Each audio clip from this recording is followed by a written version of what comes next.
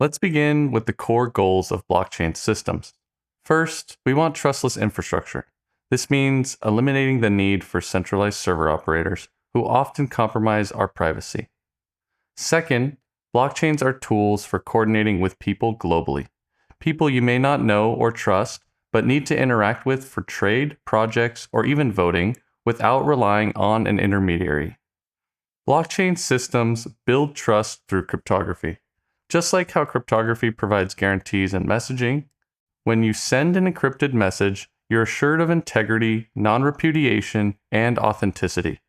Blockchains apply these same guarantees to whole systems, not just messages. Before we dive into Web3, let's take a quick tour through the evolution of the web. I like to call the earliest form Web 0. Web 0 refers to the time before the internet, with technologies like telegraphs and telephones.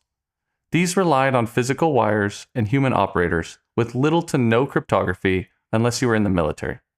But even then, Web 0 was an ideal use case for cryptography. Web 1 came next, introducing always-on servers. For instance, a scientist might want to publish a paper on their server, and others could access it at any time. This was mostly peer-to-peer, but cryptography was still underused because the threat models were not well understood. Then came Web 2, and this is where things really changed. Web 2 introduced applications like social media platforms or government services, such as renewing your vehicle registration online. But with this, we lost the peer-to-peer nature of Web 1. Instead, everything was centralized around service providers.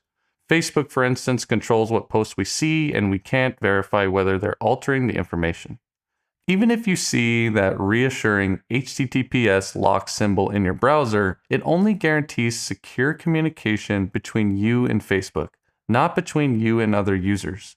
This centralization creates opportunities for censorship, manipulation, and failure where users are left trusting intermediaries who could change the terms at any time.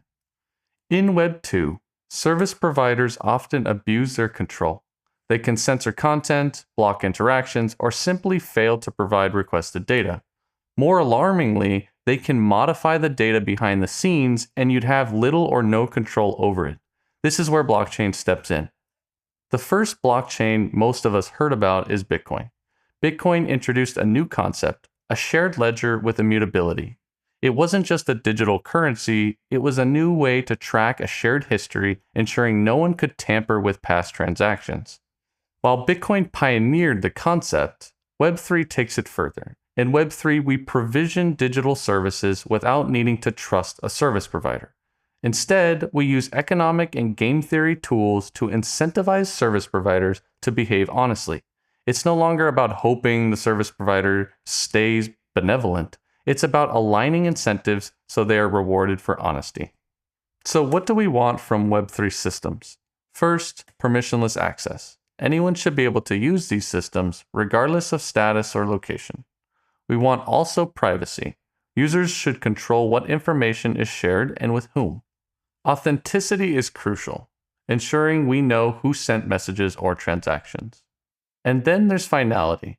When a transaction is completed, like registering a vehicle, we want to know it can't be arbitrarily undone. Blockchain solves many of these problems by allowing all users to agree on a shared history. Much of human coordination revolves around shared myths or stories.